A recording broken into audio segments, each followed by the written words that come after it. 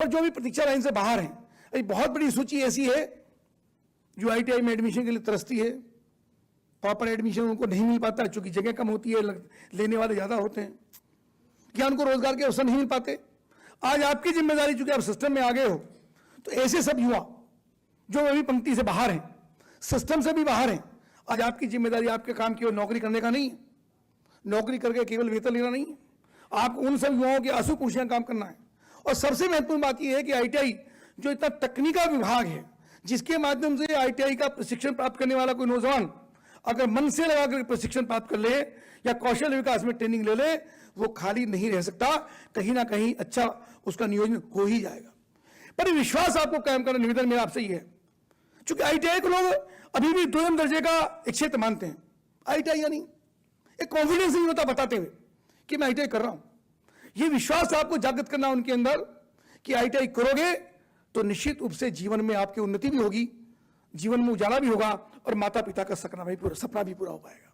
यह विश्वास आपको उनके अंदर कायम करना है, एक भरोसा आपको देना है, क्योंकि माता पिता का सपना होता है कि मेरा बेटा आईटीआई में जा रहा है, कौशल विकास केंद्र में जा रहा है, तो निश्चित रूप से उसका जीवन साकार होगा, उसके जीवन में प्रसन्नता आएगी, मुस्कान आएगी। ये विश्वास अगर आप कायम करेंगे तो आदरणीय प्रधानमंत्री का जो संकल्प है, आदरणीय मुख्यमंत्री का जो संकल्प है, और प्रधानमंत्री ने जैसे आह्वान किया कि 2047 तक देश को विकसित राष्ट्र बनाना है, तो उसमें चूंकि उत्तर प्रदेश हिंदुस्तान का सबसे बड़ा प्रदेश है और बहुत ही ऊर्जावान मुख्यमंत्री हम सबका नेतृत्व करते हैं, तो उन्होंने भी विधानसभा के अंदर भी 24 घंटे का सत्र चला करके सबको, पूरे केवल जनपदियों को नहीं, पूरे प्रदेश के लोगों को यह विजन देने का काम किया कि सब मिलकर के आगे बढ़ेंगे तो उत्तर प्रदेश की महत्वपूर्ण भूमिका हिंदुस्तान को आत्मनिर्भर बनाने में होगी।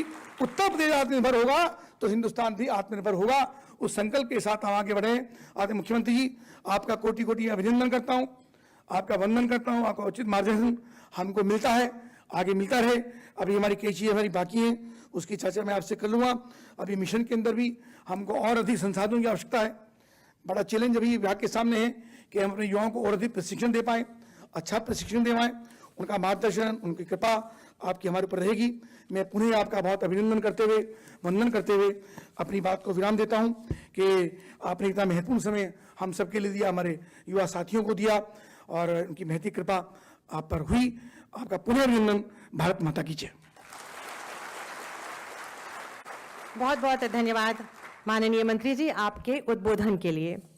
आज इस कार्यक्रम के अंतर्गत उत्तर प्रदेश अधीनस्थ सेवा चयन आयोग द्वारा निष्पक्ष एवं पारदर्शी भर्ती चयन प्रक्रिया के अंतर्गत विभिन्न व्यवसायों के नवचयनित अनुदेशकों को नियुक्ति पत्र माननीय मुख्यमंत्री जी के शुभ कर कमलों द्वारा वितरित किए जाने हैं। मैं बहुत ही आदर के साथ माननीय मुख्यमंत्री जी से विनम्र अनुरोध करूंगी कि कृपया अपने कर कमलों से इन नवचयनित अनुदेशकों को नियुक्ति पत्र वितरित कर हमें अनुग्रहित करें। सर्वप्रथम जनपद रायबरेली से पल्लवी, इंजीनियरिंग ड्राइंग में व्यवसाय के अंतर्गत इनको नियुक्ति पत्र दिया जा रहा है। आप सभी जोरदार तालियों के माध्यम से हमारे इन अनुदेशकों को शुभकामनाएं मंच तक प्रेषित करें।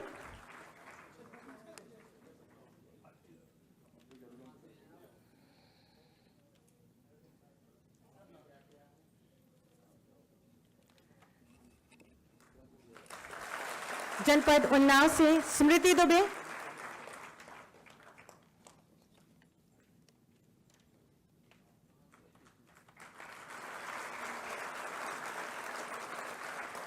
जनपद मिर्जापुर ममता वर्मा,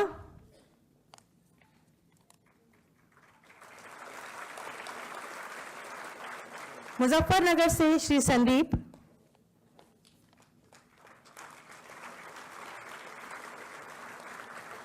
अयोध्या से श्री सौरभ यादव,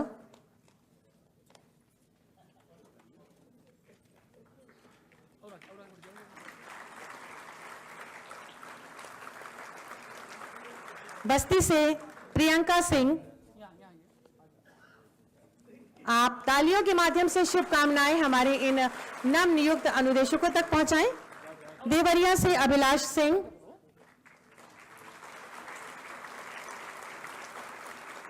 देवरिया से ही सुशील कुमार,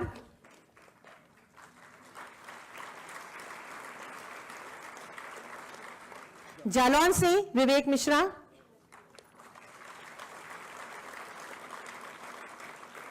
कानपुर नगर से पिंकी कुमारी और कन्नौज से ममता यादव। बहुत बहुत धन्यवाद, आभार। माननीय मुख्यमंत्री जी, 1510 अनुदेशकों को नियुक्ति पत्र आज विभिन्न जनपदों में दिए जा रहे हैं। 460 नव नियुक्त अनुदेशक यहां हैं, जिनका स्वागत और बहुत सारी शुभकामनाएं। मैं बता दूं कि कानपुर, लखनऊ, गोरखपुर, अयोध्या मंडल से 460 अनुदेशक यहां मौजूद हैं। आज इस नियुक्ति पत्र वितरण कार्यक्रम में कानपुर, लखनऊ, गोरखपुर तथा अयोध्या मंडल के लगभग 460 नव चयनित अनुदेशक उपस्थित हैं। उनमें से कुछ माननीय मुख्यमंत्री जी के समक्ष अपने अनुभव साझा करने को उत्सुक हैं, संवाद स्थापित करने को, जिसमें सबसे पहले मैनपुरी से सीमा जी।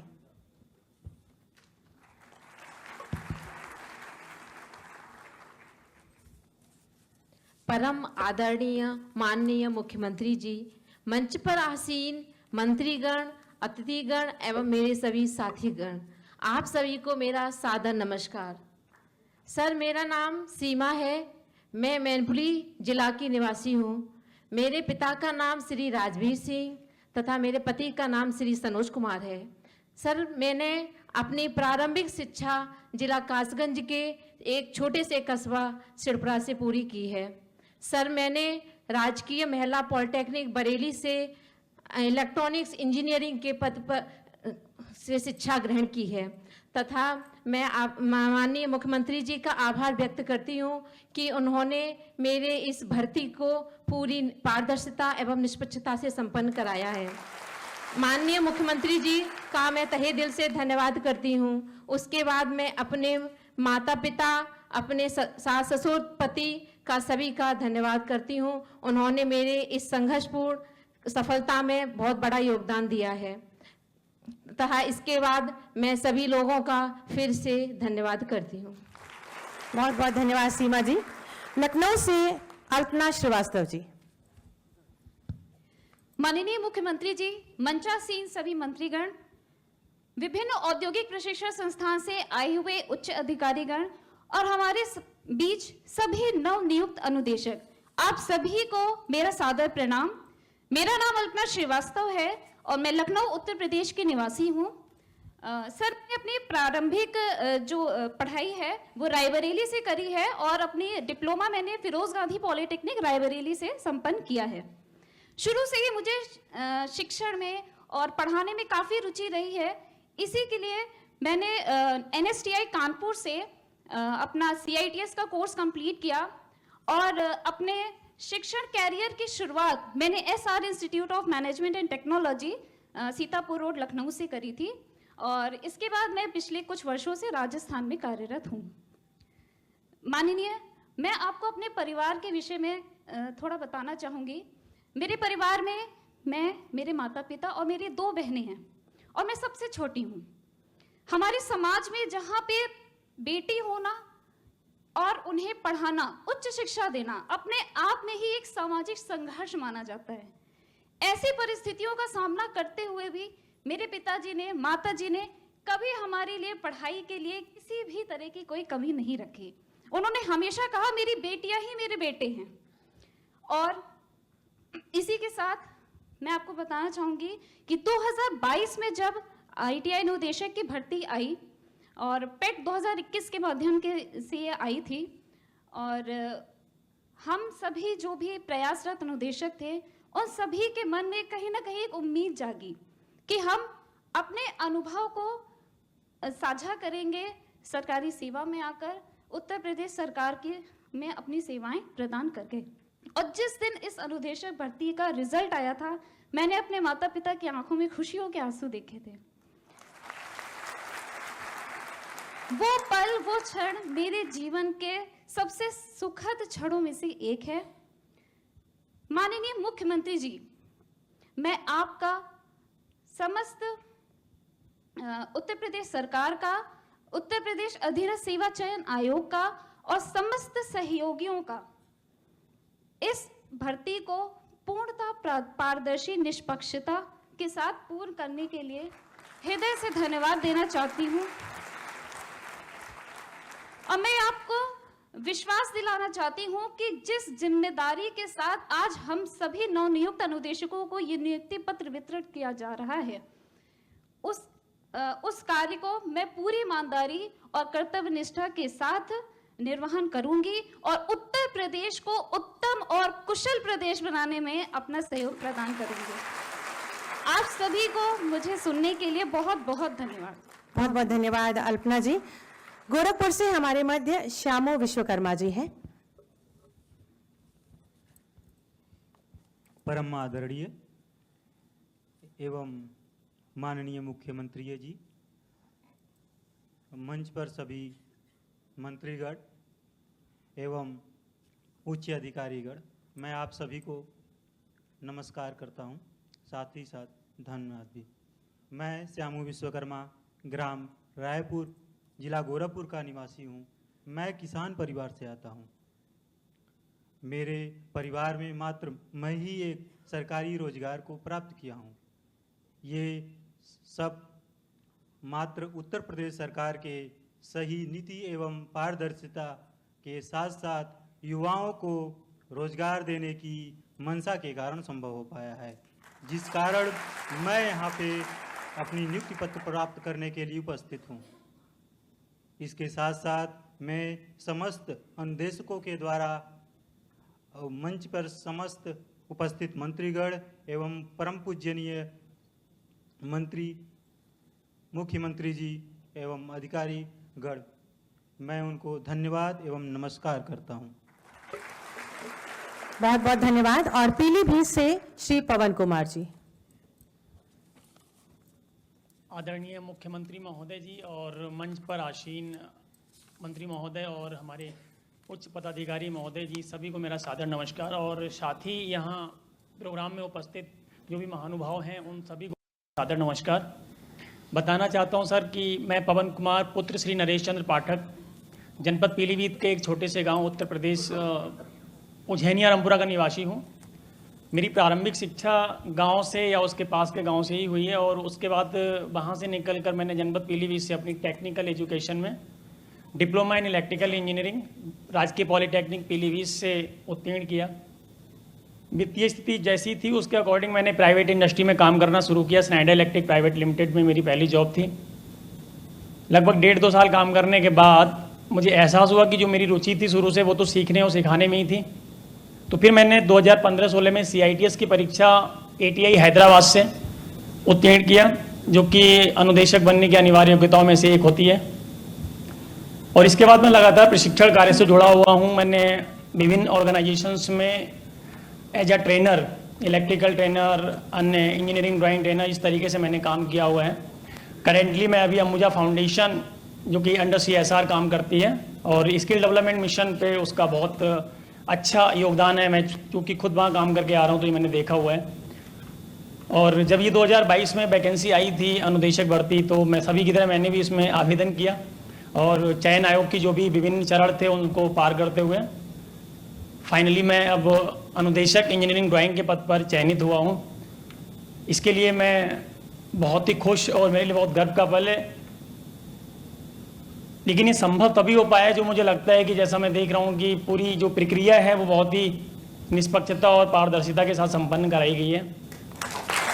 इसके लिए मैं बहुत बहुत धन्यवाद देता हूँ माननीय मुख्यमंत्री महोदय जी के नेतृत्व में प्रदेश सरकार जिस निष्पक्षता के साथ काम कर रही है। और मुझे लगता है शायद बाकी लोग भी सभी सहमत होंगे कि ये सिर्फ खुशी और गर्व का पल हमारे लिए नहीं है, ये हमारी प्रदेश सरकार के लिए भी एक खुशी और गर्व का पल है कि उसकी जो प्रतिबद्धता है युवाओं को रोजगार देने के प्रति, उसको वो लगातार साकार करने का प्रयास कर रही है।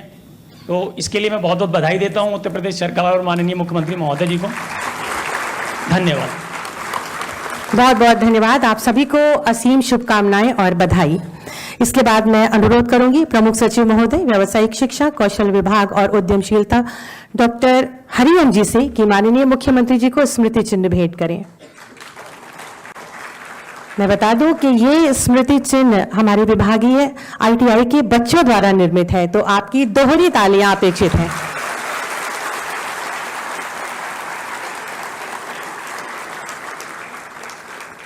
बहुत बहुत धन्यवाद। आत्मनिर्भर युवा ही उत्तर प्रदेश के विकास का आधार है। ऐसी भावना से विरासत और विकास के मूल मंत्र के साथ आत्मनिर्भर उत्तर प्रदेश का निर्माण कर रहे हैं माननीय मुख्यमंत्री जी, जिनकी प्रेरणा और मार्गदर्शन में युवाओं की महत्वाकांक्षाओं और प्रतिभा को अनवरत गति प्राप्त हो रही है। वहीं प्रदेश का समग्र विकास दोगुनी गति से हो रहा है। ऐसे ही तपस्वी यशस्वी माननीय मुख्यमंत्री जी से विनम्र अनुरोध है कि कृपया अपने शुभाशीर वचनों से हम सबका मार्ग प्रशस्त करें। आप सभी जोरदार तालियों के माध्यम से माननीय का स्वागत करें।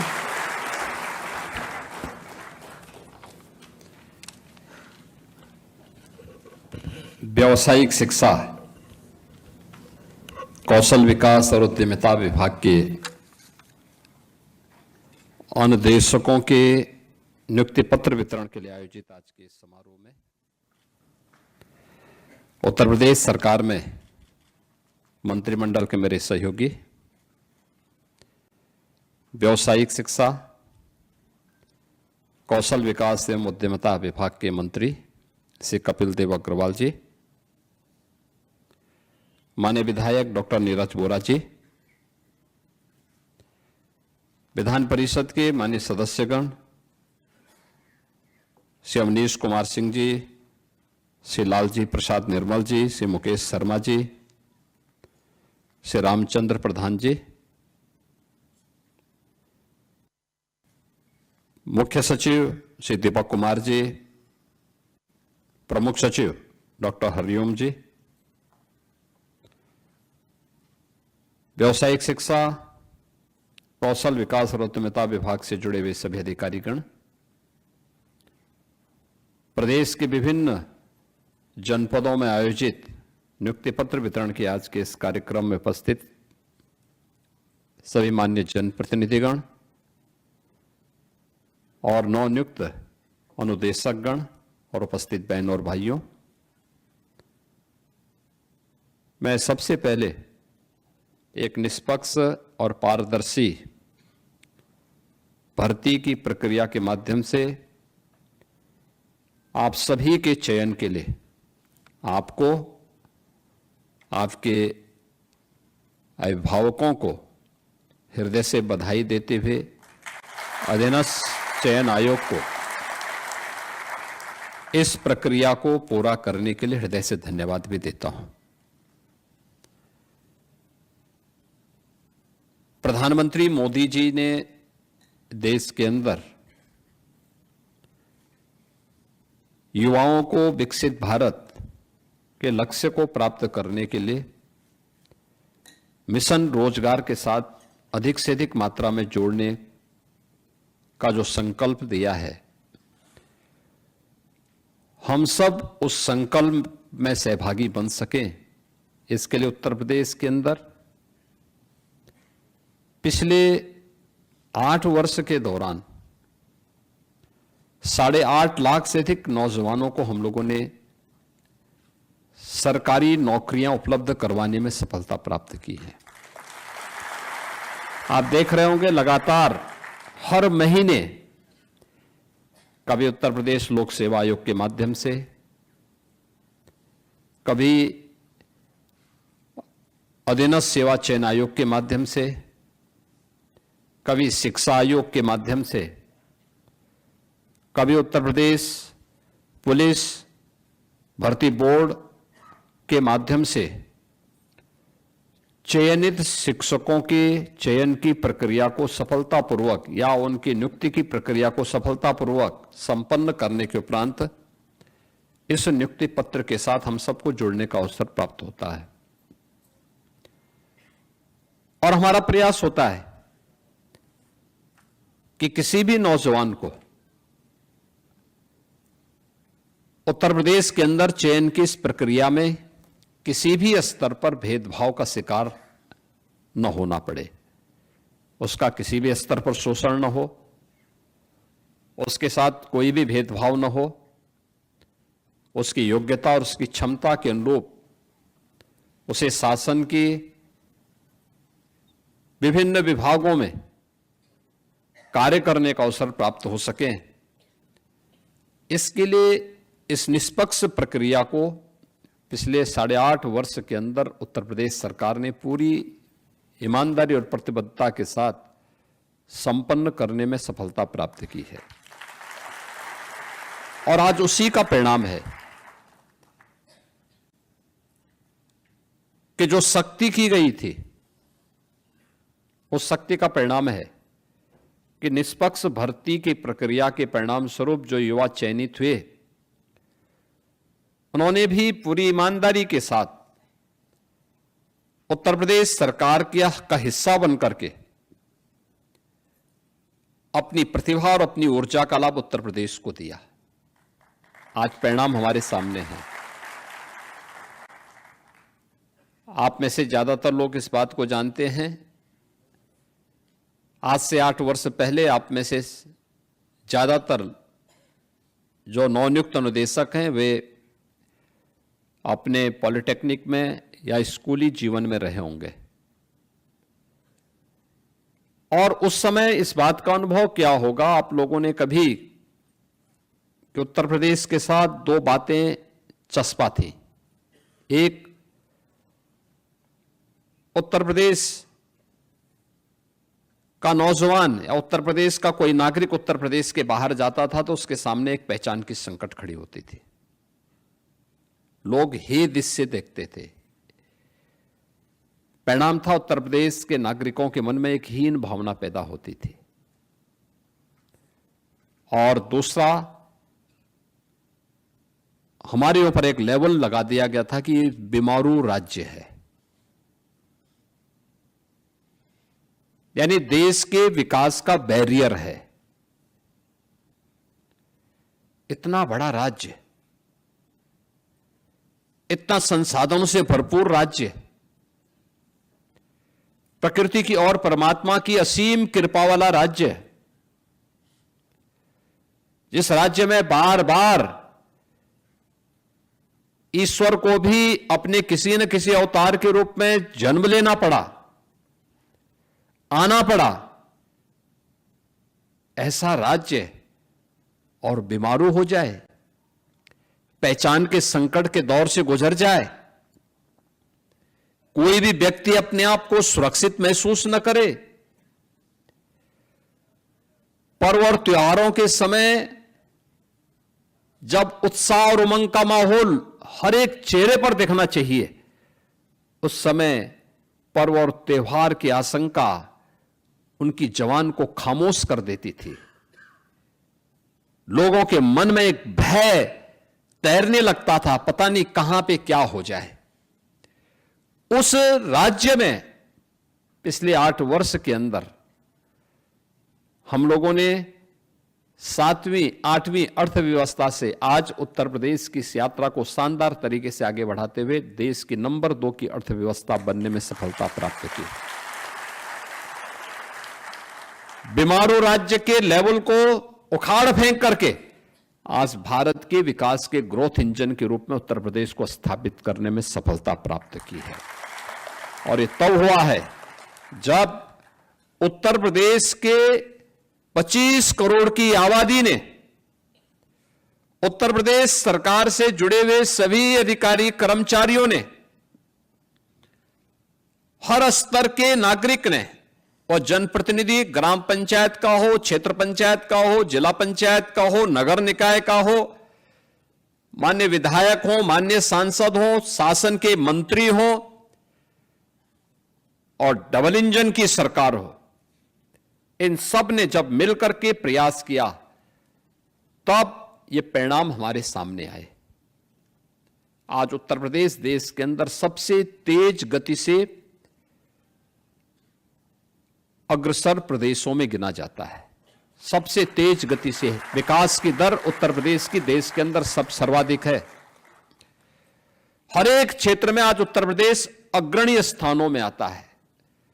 17 के पहले जो प्रदेश बॉटम 5 में था, आज वो प्रदेश देश के अंदर ज्यादातर स्कीम में नंबर 1 पर है, और जहां पर नंबर 1 पर नहीं, वहां टॉप 3 में उत्तर प्रदेश को कोई नहीं हटा सकता। वहां पे उत्तर प्रदेश ने यह अपनी गति को इस रूप में प्रगति की तरफ आगे बढ़ाने में सफलता प्राप्त की। और ये तब जब हम लोगों ने उत्तर प्रदेश के नौजवानों के लिए एक बहुत साफ सुथरा मंच दिया। आप में से जितने भी 1510 अनुदेशक चयनित हुए हैं, किसी को भी कहीं से सिफारिश कराने की नौबत नहीं आई होगी। किसी को पता ही भी नहीं रहा होगा कि उसका चयन होगा नहीं होगा। जिसने तैयारी की होगी उसका चयन हुआ है, जिसने नहीं की होगी तैयारी करेगा, फिर आने वाले समय में होगा। एक विश्वास मन में होना चाहिए, और ऐसा नहीं कि अब उत्तर प्रदेश के अंदर केवल सरकारी नौकरी के भरोसे ही लोग काम करें। अब तो नौकरियों की एक पूरी बौछार हो रही है। प्रदेश के अंदर कानून व्यवस्था का जो माहौल पैदा किया गया, सुरक्षा का एक बेहतरीन माहौल पैदा किया, दंगा मुक्त, गुंडागिर्दी से मुक्त, माफिया मुक्त राज्य की अवधारणा ने उत्तर प्रदेश में बड़े बड़े निवेश को आमंत्रित किया। और इसका सर्वाधिक लाभ अगर किसी को प्राप्त हुआ है तो व्यावसायिक शिक्षा, कौशल विकास और उद्यमिता से जुड़े हुए नौजवानों को हुआ है। पिछले 8 वर्ष में 60 लाख से अधिक ऐसे लोगों को उत्तर प्रदेश के अंदर नौकरी मिली है, जिसमें से 14 लाख नौजवान वे हैं जिन्होंने उत्तर प्रदेश कौशल विकास मिशन के माध्यम से ट्रेनिंग ली और किसी न किसी उद्योग और उद्यम में वह आज समायोजित हुआ है। अभी पिछले दिनों मुझे व्यावसायिक शिक्षा, कौशल विकास के इस कार्यक्रम के साथ लखनऊ में ही एक कार्यक्रम के साथ जुड़ने का अवसर प्राप्त हुआ था, और मैं उस दिन देख रहा था जिन नौजवानों का चयन हुआ था वहां, वे नौजवान वो थे जो, आप सोचिए, आईटीआई पास है, स्किल मिशन के माध्यम से, यूपी स्किल मिशन के माध्यम से उनका चयन हुआ, और जो कंपनी उनको ले जा रही थी, कोई उनको 1 लाख रुपए दे रही थी, किसी को 75,000 रुपए दे रही थी, किसी को 50,000 रुपए दे रही थी। 35,000 से कम तो किसी भी नौजवान का नहीं था। आप मुझे बताओ, आज से 8 साल पहले कोई कल्पना करता था? 8 साल पहले तो कोई उद्योग भी नहीं लगाता था यहां पे। जो उद्योग थे वही यहां से बाइंड अप होकर के जा रहे थे, बंद होकर के जा रहे थे। अब उन्हें नौकरी मिल रही है। आप सोचिए कि पहले जो आईटीआई थे वे ही बंद हो रहे थे, अब आईटीआई में 300 से अधिक आईटीआई तो केवल सरकार चला रही है। पिछले 8 वर्ष में 60 से अधिक नए गवर्नमेंट के स्तर पर नए आईटीआई बनाए गए, और निजी क्षेत्र में भी 3000 से अधिक आईटीआई बने हुए हैं, जिन्होंने नए नए ट्रेड के साथ, लगभग 100 ऐसे ट्रेड वर्तमान में चल रहे हैं जो देश और दुनिया की वैश्विक मार्केट की, ग्लोबल मार्केट की आवश्यकताओं की पूर्ति करने के लिए स्किल मैन पावर की आपूर्ति कर सके।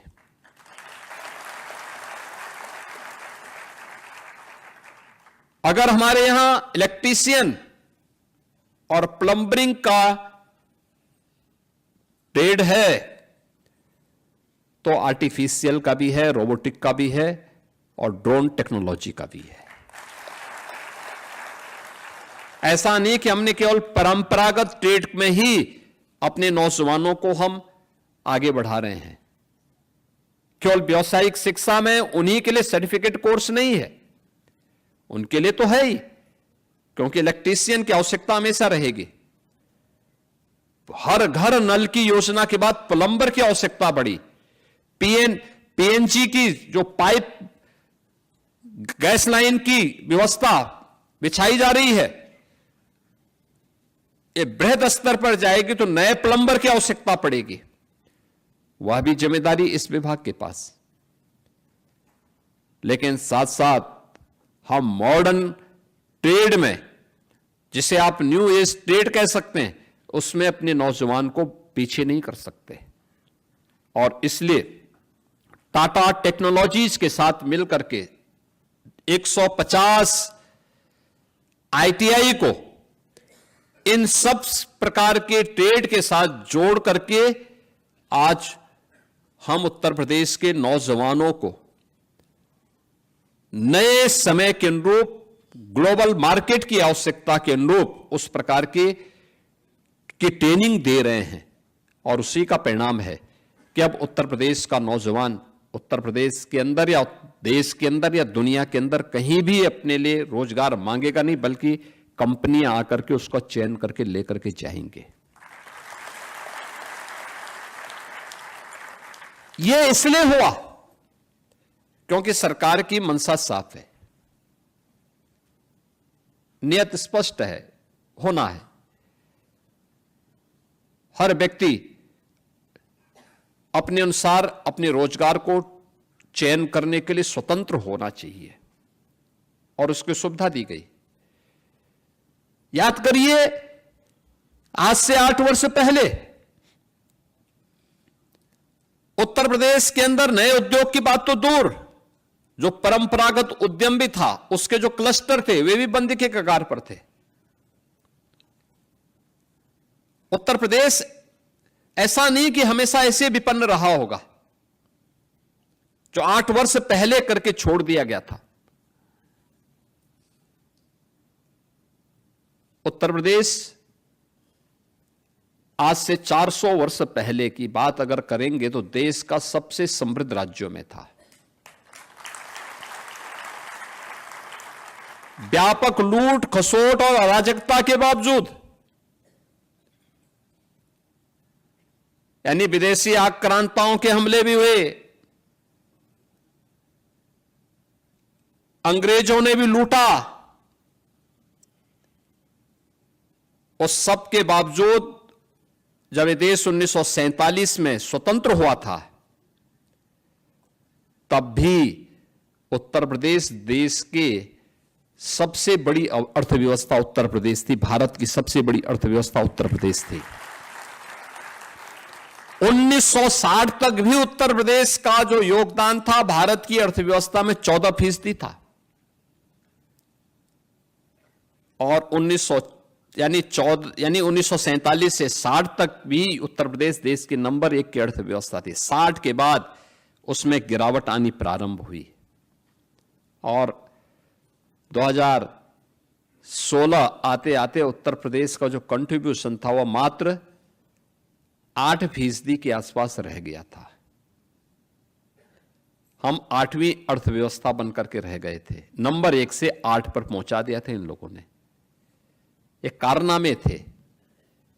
जब नीतियां स्वयं के स्वार्थ को ध्यान में रख करके, वोट बैंक की चिंता करके और परिवार के हितों के संरक्षण करने के लिए जब बनाई जाती हैं तो वो दुर्गति की तरफ ऐसे लेके जाती हैं जैसे उत्तर प्रदेश को लेके गए थे लोग। जहां नौजवान के सामने पहचान का संकट था, जहां बेटी और व्यापारी अपने आप को असुरक्षित पाते थे, जिस राज्य में पर्व और त्योहार के पहले उत्साह और उमंग तो कोसों दूर, हर व्यक्ति के चेहरे पर एक भय और दहशत का माहौल होता था, पता नहीं अब क्या होगा, तो उसके सामने पहचान का संकट आना ही था। आज आप देख रहे होंगे उत्तर प्रदेश आज पूर्णिमा है। आज कई जगहों पर पूर्णिमा का स्नान हो रहा है।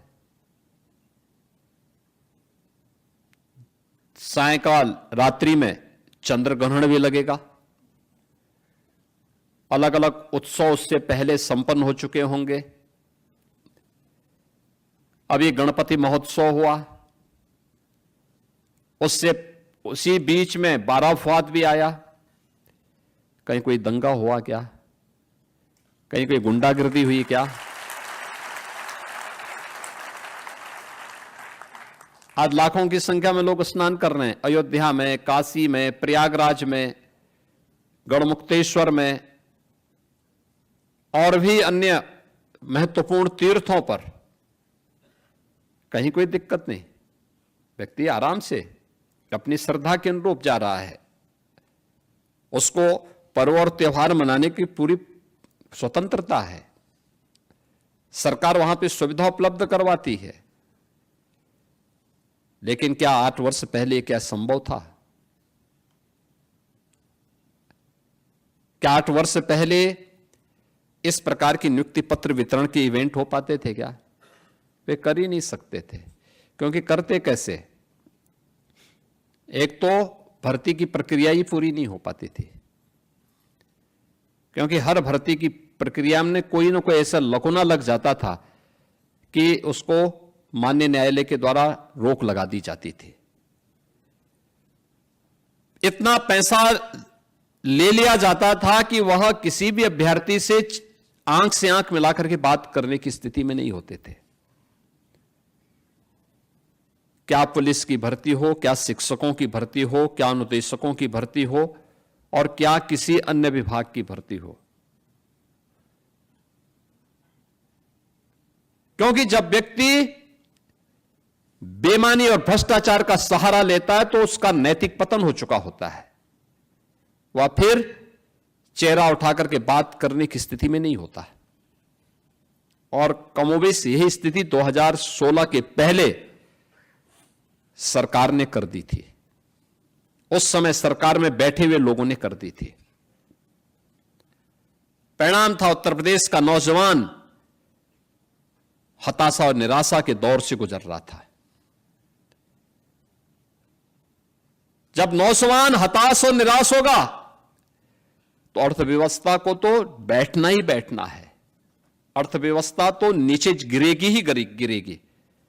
और यही होता था। पिछले 8-8.5 वर्ष के अंदर जब सामूहिक रूप से प्रयास हुआ, आज परिणाम है कि नौकरी सरकारी क्षेत्र में भी है, निजी क्षेत्र में भी है, स्वयं का रोजगार भी है, और बड़े बड़े रोजगार मेले लग करके वहां पर लोगों के लिए कहा जाता है कि भाई आप भी अपने अनुसार चयन करिए, आप कहां जाना चाहते हैं। स्वयं का स्टार्टअप स्थापित करना है, स्वयं का उद्यम स्थापित करना है, उसके लिए भी स्कीम है। हमने युवा उद्यमी स्कीम भी एक लागू की है अभी, और युवा उद्यमी स्कीम के माध्यम से हम लोगों ने व्यवस्था की। कोई युवा अपना स्वयं का रोजगार स्थापित करना चाहता है, पहले चरण में 5 लाख तक का ऋण उस युवा को, 21 वर्ष से 40 वर्ष का जो युवा होगा, हम उसको ब्याज मुक्त और गारंटी मुक्त ऋण देंगे, और मार्जिन मनी भी 10% तक देंगे। आप अनुमान करिए, जनवरी में हमने प्रारंभ की स्कीम, अब तक 70,000 से अधिक युवा इस स्कीम के अंदर आच्छादित हो चुका है, वो ले चुका है लोन, काम अपना शुरू कर दिया है। हर वर्ष 1 लाख युवा को हम इस स्कीम के साथ जोड़ने वाले हैं। इतने बड़े पैमाने पर आ रहे हैं। इसके बाद जब वह अपना मूलधन देगा, वापस कर देगा बैंक को, क्योंकि ब्याज तो सरकार देगी, गारंटी भी सरकार दे रही है, तो मूलधन का जो शेष राशि जब वो वापस कर देगा तो अगली बार उसको फिर अपने उद्यम के लिए, अपने व्यवसाय के लिए लोन चाहिए होगा। 7.5 लाख तक का फिर ब्याज मुक्त और गारंटी मुक्त हम लोन देंगे। तीसरे चरण में 10 लाख तक देंगे। ये सभी प्रक्रियाएं सरकार के युवाओं को प्रोत्साहित करने वाली योजनाएं हैं, युवाओं को आगे बढ़ाने वाली है, और परिणाम है वह युवा भी पूरी ईमानदारी और प्रतिबद्धता के साथ लग करके उत्तर प्रदेश के विकास में अपना योगदान दे रहा है। आज इसीलिए आप देख रहे होंगे प्रधानमंत्री जी ने कहा vocal for local. Uttar Pradesh ने 1 डिस्ट्रिक्ट 1 प्रोडक्ट दे दिया। हर जिले का एक प्रोडक्ट आज देख रहे होंगे देश के अंदर छाया हुआ है। अकेले उत्तर प्रदेश है जिसने सबसे पहला भी किया और सबसे प्रभावी ढंग से आगे बढ़ाया, और 1 डिस्ट्रिक्ट 1 प्रोडक्ट की स्कीम आज देश के अंदर छा गई है। परंपरागत हस्तशिल्पी और कारीगरों के लिए भी हम लोगों ने कार्य किया।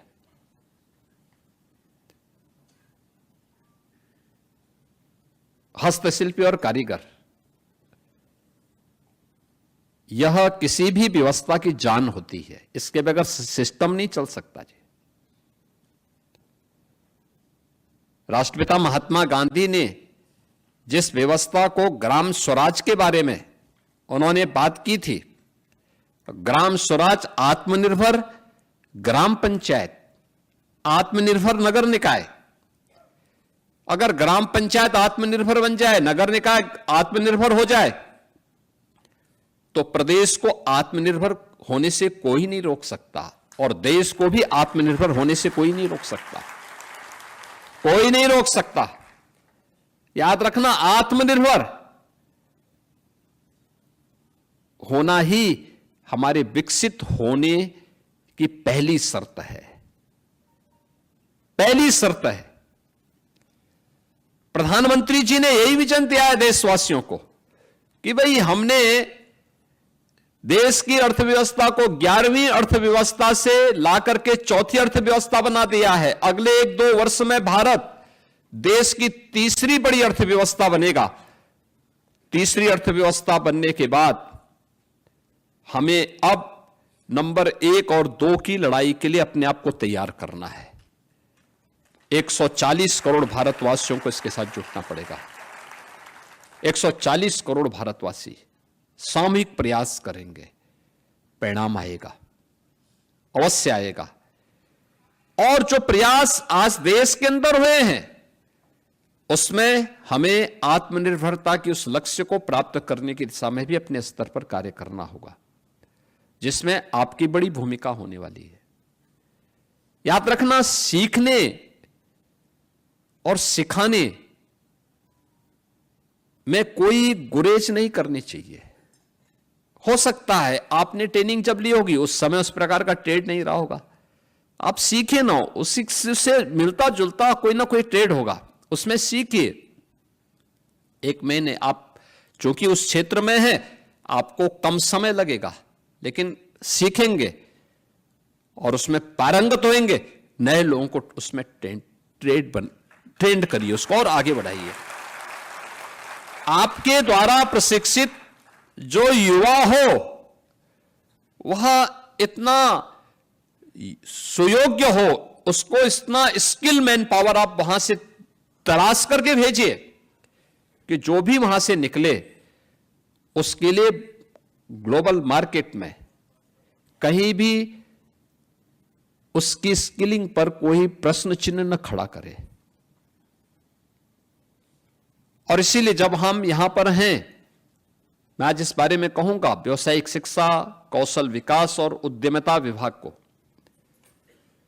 कि हमारे जो रोजगार मेले लगते हैं वह केवल विभाग अकेले न लगाएं, एमएसएमई विभाग को भी अपने साथ जोड़ें, सूक्ष्म लघु मध्यम उद्यम विभाग को अपने साथ जोड़ें, श्रम और सेवायोजन विभाग को भी अपने साथ जोड़ें।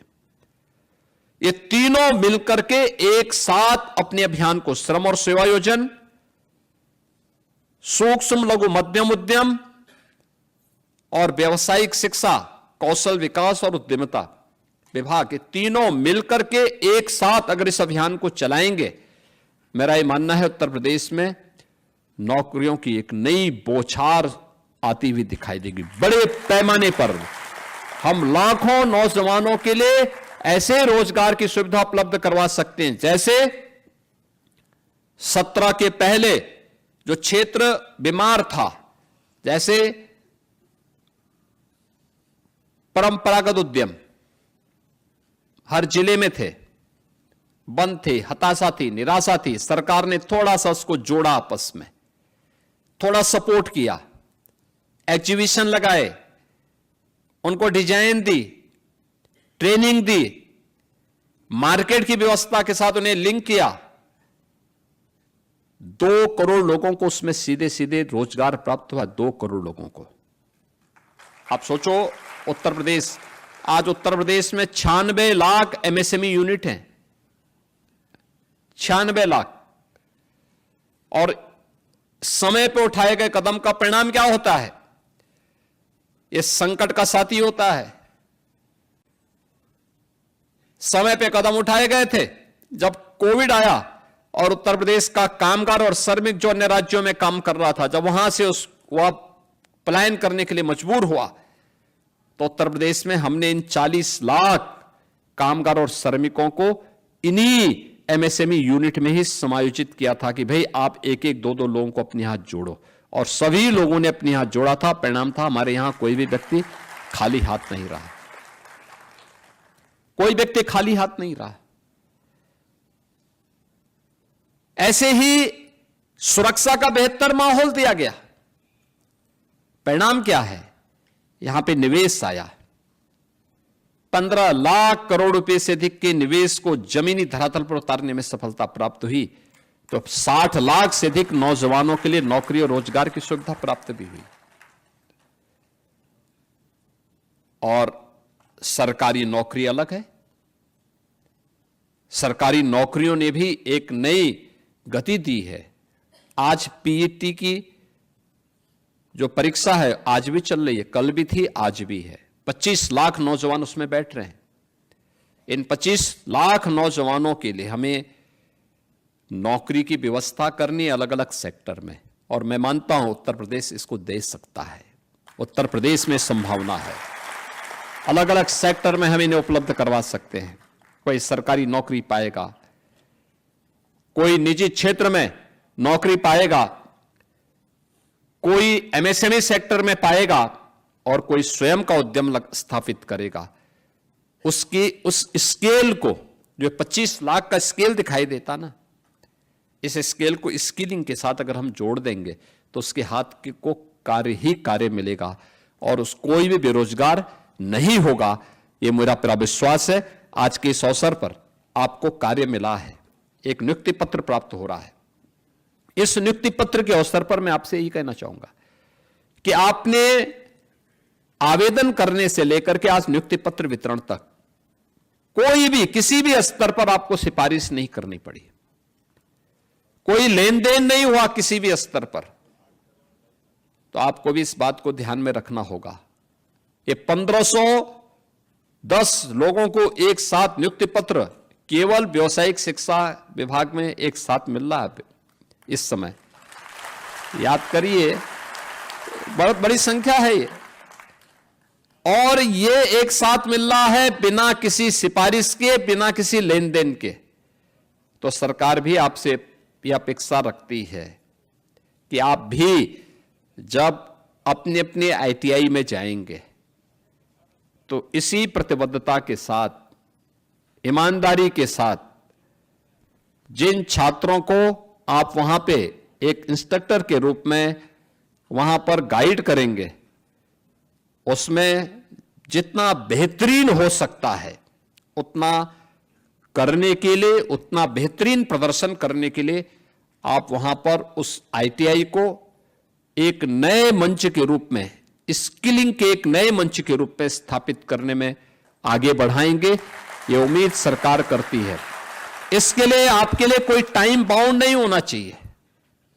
होता क्या है, सरकारी नौकरी एक बार प्राप्त कर लिए तो लोग फिर बोलने लगते हैं अरे साहब अब तो हो गया।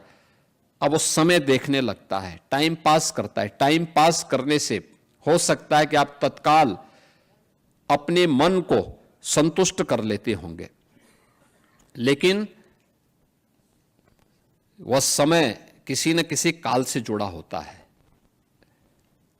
वह काल फिर कभी माफ नहीं करता है, कभी नहीं। हमें याद करना होगा, ईमानदारी के साथ किए गए प्रयास का परिणाम अवश्य आएगा, और उस अवश्य परिणाम को हमें लेकर के रहना है। आज के इस अवसर पर मैं प्रदेश भर के 1510 चयनित नवनियुक्त अनुदेशकों को नियुक्ति पत्र प्राप्त होने पर उन सबको, उनके अभिभावकों को एक बार फिर से बधाई देता हूं। अधीनस्थ सेवा चयन आयोग को इस नियुक्ति की प्रक्रिया को संपन्न करने के लिए धन्यवाद देता हूं, और विश्वास करता हूं कि व्यावसायिक शिक्षा को और बेहतर बनाने में इसको आगे बढ़ाएंगे। इसके साथ ही एक और चीज मैं आप यहां पे जोड़ना चाहूंगा। व्यावसायिक शिक्षा विभाग अपने यहां एक कैरियर काउंसलिंग का भी सेल हर एक आईटीआई में जरूर खोले। ये इसलिए खोलें कि वहां पे बच्चों को शुरू से ही इसके बारे में प्रशिक्षण दिलाया जा सके, और कुछ क्षेत्रों में हमें देखना चाहिए प्रदेश के अंदर अलग अलग इंडस्ट्री की डिमांड क्या है, मार्केट की डिमांड क्या है। ये तीनों विभाग मिलकर के एक सेल यहां भी गठित करें जो मार्केट की डिमांड को देखता रहे। विभिन्न जो भी एम्बेसीज हैं उनके साथ संवाद बनाएं, दुनिया में क्या है, देश के अलग अलग राज्यों में कैसी मैन पावर चाहिए, यानी राज्य में, देश में और दुनिया में। फिर उसी अनुसार उन्हें यहां पर लैंग्वेज का भी अभ्यास कराना, उस प्रकार के ट्रेड को विकसित करके उस प्रकार के स्किल मैन पावर को भी उपलब्ध करवाने का कार्य कर पाएंगे तो उत्तर प्रदेश विकसित भारत की परिकल्पना को साकार करने में उस भूमिका को 2047 के पहले पहले उत्तर प्रदेश भी एक विकसित उत्तर प्रदेश के रूप में अपने आप को स्थापित करने के प्रधानमंत्री जी के विजन को आगे बढ़ाने में सफल हो पाएगा। आज के इस अवसर पर मैं आप सबको एक बार फिर से हृदय से बधाई देता हूं। धन्यवाद। जय हिंद। छोटे से कस्बा सिरपुरा से पूरी की है। सर, मैंने राजकीय महिला पॉलिटेक्निक बरेली से